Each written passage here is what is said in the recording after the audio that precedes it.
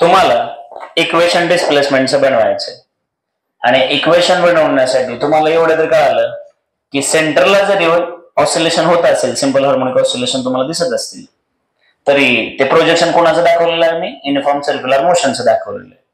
आता इकडे नीट बघा, आम्ही काय करतो ते बघा. आता इकडे रेफरन्स लाईन दिसते तुम्हाला आणि हे वाय ऍक्सिस इकडे दाखवतो. वाय ऍक्सिस वरती आम्हाला त्या पॉइंटचं प्रोजेक्शन घ्यायचं, म्हणजे आमचं ऑसिलेशन कुठे दिसणार आहे? वाय वरती. आणि सर्कम्फरन्स वरती काय होणार आहे? Circular motion. मग सर्क्युलर मोशनच आम्हाला काय दाखवणार आहे? ऑसिलेशन. क्लिअर आहे ना? सर्क्युलर मोशन काय दाखवणार? पण सर्क्युलर मोशनचं प्रोजेक्शन दाखवणार ऑसिलेशन. ऍक्च्युअल मध्ये ऑब्जेक्ट कुठे फिरणार आहे? सर्कम्फरन्स वरती. आणि त्याचं प्रोजेक्शन, त्याच्यातून काढलेली परपेंडिक्युलर त्याची पोझिशन बघणार. याचा अर्थ इथं ऑब्जेक्ट आहे का? ऑब्जेक्ट कुठे आहे? सर्क्युलर मोशन मध्ये. क्लिअर आहे ना? हा. मग आता इमॅजिन करायचं तर आपण एकदम साध्या सोप्या भाषेमध्ये बघायचं आपलं. बघा, आता तुम्हाला माहित आहे ओ ही रेफरन्स पोझिशन किंवा मेन पोझिशन आहे, कारण याच्यातून जर एक परपेंडिक्युलर किंवा याचं प्रोजेक्शन दाखवलं तर ते कुठे येतो? मी याला ओ डॅश म्हणतो, याला ओ म्हणतो. चालेल का? म्हणजे ओ डॅशचं प्रोजेक्शन कुठे येऊन बसतं? ओ वर. म्हणजे आमची गाडी ओ डॅशला आहे, म्हणजेच कुठं आहे? असा त्याचा अर्थ होतो. मग मुद्दा आहे की ती स्पेशल गोष्ट आहे की आम्ही इथं आहोत, पण आम्ही कुठेही असू शकतो. मग इमॅजिन करा, तुम्ही ऑलरेडी ए ला पोहोचलात, म्हणजे तुमची गाडी आता ओ डॅशला आहे का ए ला आहे? ए ला आहे. तुम्ही इथं आहात बरं का, तुम्ही कुठं पोहोचलात? ए ला. आणि तुम्ही ए पासून तुमचं मोशन काउंट करायला चालू केलं. कुठून सुरुवात केली? ए पासून. म्हणजे ऑलरेडी तुम्ही या रेफरन्सच्या थोडंसं पुढे गेलात की नाही मला सांग. म्हणजे खरं तर तुम्ही याच ठिकाणी कुठेतरी पोहोचलात. अरे याचं प्रोजेक्शन इथे येईल ना कुठेतरी. मग आता आम्ही याला हे असं दाखवलं. मग हा सुरुवातीचा अँगल आहे जो काहीतरी फिक्स असेल तर मोशनसाठी. आता किती जरी राऊंड तुम्ही केले तर तुमचा राऊंड इथूनच धरला जाईल ना. मग याचा आणि याचा जर विचार केला, समजा हे 20 डिग्री आहे तर 20 डिग्रीचा फरकच राहणार ना. म्हणून मी याला म्हटलं फाय. म्हटलं काय? म्हटलं फाय. आणि याला म्हटलं इनिशियल अँगल. म्हटलं काय? म्हटलं इनिशियल अँगल. म्हटलं याला दुसरं नाव इपोच पण देतात. काय देतात? म्हणजे सुरुवातीतला फरक म्हणा, सुरुवातीचा जे काय आहे. आणि तो फिक्स असतो. आता तो काय बदलणार आहे का? 20 डिग्री. आता 10,000 राऊंड, 100 राऊंड, 1000 राऊंड जरी घेतले तर राऊंडला एकच येणार ना तुम्ही. प्रत्येक राऊंडच्या वेळेस तुमच्या लक्षात आलं किती फरक होता? फायचाच. असा त्याचा अर्थ झाला. मग सुरुवातीला तुम्ही मोशन ओ डॅश करून घेत होता, आता कुठून सुरुवात केली आम्ही? आणि मग याची अँग्युलर वेलोसिटी किती आहे? ऑब्जेक्ट इनिशियली कुठं आहे? ए ला आहे. आता थोड्या वेळानंतर, काहीतरी वेळानंतर तो कुठे येऊन पोहोचला? बी ला पोहोचला. म्हणजे ए चा ऑब्जेक्ट कुठे गेला? बी ला. ओ डॅशचा बी ला नाही, ए चा बी ला गेला. कॉन्सेप्ट कळली का? मग आता तुम्ही मला सांगा, बी ला गेला म्हणजेच तो पोचला कुठं? तर मग तो पोचला समजा पी ला पोचला. कुठं पोचला? मग तो ओ पासून पी ला पोचलाय का? नाही. तर तो अगोदर इथं होता ना रे बाळांनो. याला मी असं म्हणेल, याला नाव देईल समजा सी म्हणेल. काय म्हणेल? मग तो होता कुठं? सी ला. पोचला कुठं? इकडं होता कुठं? पोचला कुठं? हे महत्वाचं आहे. मात्र हे नाही की बाबा तो ओ ला होता आणि पी ला पोचला. सॉरी, तो ऑलरेडी सी ला होता आणि पी ला पोचला. मग जर हे एवढं समजा 6 सेंटीमीटर आहे आणि हे 2 सेंटीमीटर असेल तर 4 सेंटीमीटर वर सरकला ना. तुम्ही 6 नाही म्हणू शकत, कारण ऑलरेडी तो कुठं होता? 2 सेंटीमीटरला होता. असा त्याचा अर्थ झाला. बरोबर आहे ना? म्हणजे सी चा पी ला पोचला किंवा ए चा बी ला. आता तुम्ही मला सांगा बाळांनो की या केसमध्ये इथं हे तुमचं काय असणार आहे? थीटा. हे काय असेल? म्हणजेच काय? Angular displacement. बरोबर आहे की नाही? हे काय आहे? Angular displacement. आता तुम्ही शांत डोक्याने मला समजून सांगा बरं. ही एक पॅरलल लाईन आणि ही दुसरी पॅरलल लाईन आणि मध्ये हा आहे. आता तुम्ही मला सांगा, हा थीटा आणि इथून आम्ही हा प्रवास केल्यामुळे हा कोण आहे? आमचा ओमेगा टी. बरोबर आहे का? आता डोक्यात बसलं मी काय बोलतो. आता तुम्ही मला सांगा बरं, या केसमध्ये नीट बघा, थीटा इज इक्वल टू फक्त ओमेगा टी होतोय का प्लस फाय होतं? मग परत एकदा बघा, हा एवढा अँगल आणि हा मोठा अँगल वाटतोय तुम्हाला, पण दोन्ही सेम आहेत ना. नसेल कळत तर परत जॉमेट्री.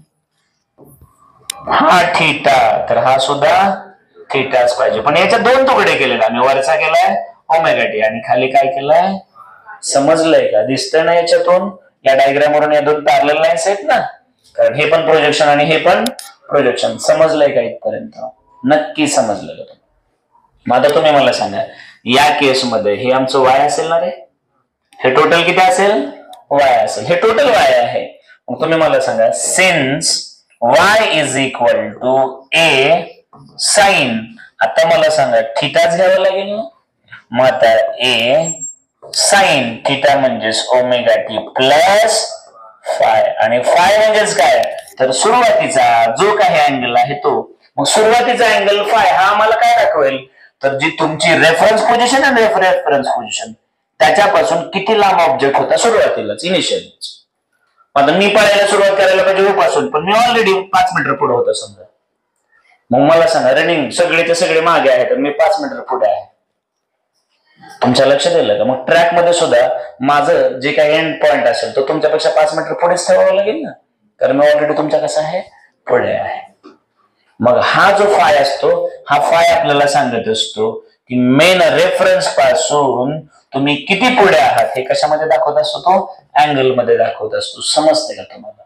आणि त्याच्यावरून जर प्रोजेक्शन काढलं तर ते प्रोजेक्शन सांगत असतं ऑसिलेशन मध्ये मेन पोझिशन पासून तुमचं डिस्प्लेसमेंट एक्स्ट्रा किती आहे. समजते का तुम्हाला?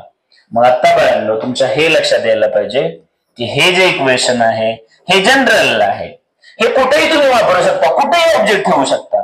पण याच्या अगोदर जे आम्ही स्टडी केलं, y is equal to A sine theta, त्याच्यामध्ये आम्ही phi omega t plus phi घेतला नव्हता. त्याच्यामध्ये मात्र काय घोटाळा येत होता, तर तुम्ही कुठे आहेत, तर इथंच आहे. मग त्याच्यामध्ये फाय इज इक्वल टू किती, 0 डिग्री. तुम्ही इथंच आहेत म्हणजे ओरिजिनवर आहेत, म्हणजे तुमच्या लक्षात यायला पाहिजे की तो इनिशियल फेज किती आहे, 0 आहे. मुद्दा कुठला येतो ते नीट बघा. आता हे झालं जनरल इक्वेशन. जर आता तुम्ही इथं असाल बघा, इथून तुम्ही सुरुवात केली मोशनची, इथून सुरुवात केली, तर हा कितीचा फरक आहे, 90 डिग्रीचा ना, म्हणजे तुमचा फेज किती असेल, 90 डिग्री. तुम्ही इथून सुरुवात केली बघा मोशनची, तर हा 180चा फरक आहे, म्हणजे तुमचा फेज कितीचा असणार, 180चा. तुम्ही बरोबर इथून 45 पासून सुरुवात केली तर फेज कितीचा असणार तुमचा, 45 डिग्रीचा. मग फेज काय दाखवत असतो, तर तुम्ही सुरुवात कुठून करताय हे सांगत असतो. सोपं आहे की नाही? फेज काय सांगत असतो, तुमची सुरुवात कुठून झाली मोशनची, हे कोण सांगत असतं, फेज सांगत असतं. सोपं आहे की नाही? मग फेज काय सांगेल कळलंय सगळ्यांना, बरोबर आहे की नाही? मग म्हणून याला म्हटलं जातं जनरल इक्वेशन. कसलं इक्वेशन म्हटलं जातं, जनरल इक्वेशन. समजतंय का? का त्याला जनरल म्हटलं जातं, कारण हे होतं स्पेशल. हे दाखवत होतं की तुम्ही सुरुवात केली मेन पोझिशन पासून, पण हे काय दाखवतं, तुम्ही सुरुवात कुठून पण करा म्हणतं. बरोबर आहे की नाही? इथून केली तर फेज किती होईल, 0. इथून केली तर फेज झाला 45, इथून केली तर फेज झाला 90, इथून केली तर फेज झाला 180. समजलं का?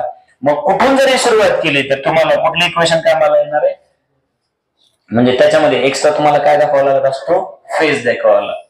समजलं का? फेजला दुसरं नाव आपण काय दिलं, इपोच म्हटलं. समजलं का? मग आता मुद्दा नीट लक्ष द्यायचं इथं याच्यामध्ये.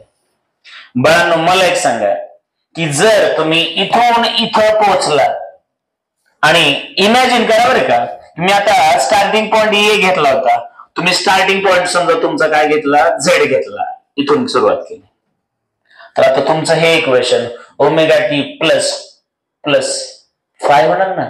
फाय म्हणल्यानंतर ह्या रेफरन्स पासून हा कितीचा अँगल झाला रे, 90. 90 ला तुम्ही लोक काय म्हणता, पाय बाय 2 म्हणता का रे? माझा छोटासा क्वेश्चन आहे, मला सांगा बघा. आता माझा प्रश्नाचं उत्तर द्या बरं का. मी म्हटलं नीट बघा इकडे, म्हटलं मी आता सुरुवात जी करतोय ना माझ्या प्रवासाची, मी इथून नाही करत, इथून सुरुवात केली. मग माझ्यासाठी रेफरन्स मेन पोझिशन ओ आहे ना.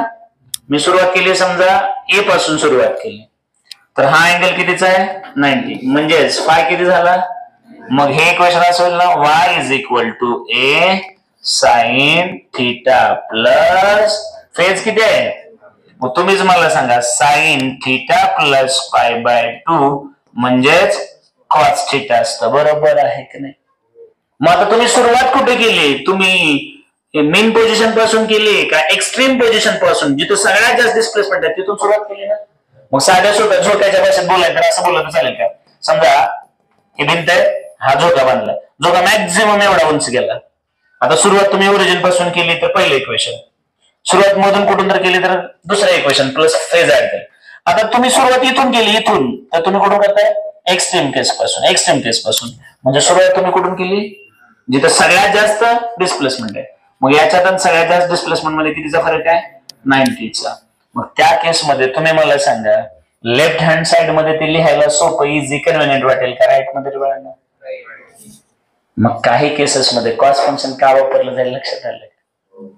जेव्हा फेज किती असेल, म्हणजे सुरुवात तुमची कुठून असेल? एक्स्ट्रीम. एक्स्ट्रीमचा अर्थ कळतं ना, एक्स्ट्रीम याचा अर्थ वर ना, इथं पण एक्स्ट्रीम म्हणलं तर चालेल बरं का.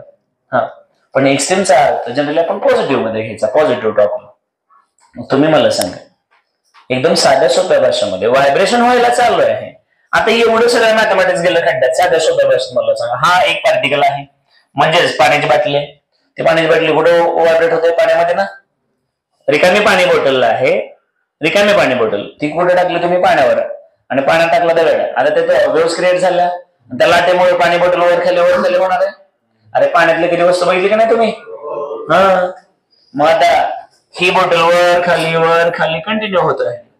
मग आम्ही सुरुवात इथून ऑब्झर्व करायला चालू केलं, मीन पोझिशन पासून. तर आम्ही y is equal to a sine omega t, ठीक आहे असं बोलणार, बरोबर आहे की नाही? प्लस 0 डिग्री असेल ना. का?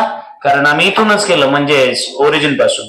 आता इमॅजिन करा तुम्ही इथून सुरुवात केली, तर a sine theta plus pi bye 90 degree झाला नाही याच्यात फरक. म्हणजे या केसमध्ये तुम्ही काय बोलू शकता? a कॉस थिटा, बरोबर आहे की नाही? आणि समजा मधून कुठूनही केली तुम्ही, मधल्या पोझिशन मध्ये कुठे, तर काय होणार? y is equal to a sine theta plus phi, बरोबर आहे की नाही? म्हणजे तुमच्या लक्षात यायला पाहिजे. मग आम्ही हे जनरल इक्वेशन का सगळ्यांसाठी वापरलं, ते त्याच्यामध्ये फायची किंमत ठेवली की विषय संपला, बरोबर आहे की नाही? मग फाय नेहमी काय सांगेल तुम्हाला? तर सुरुवात कुठून करताय, बरोबर आहे की नाही?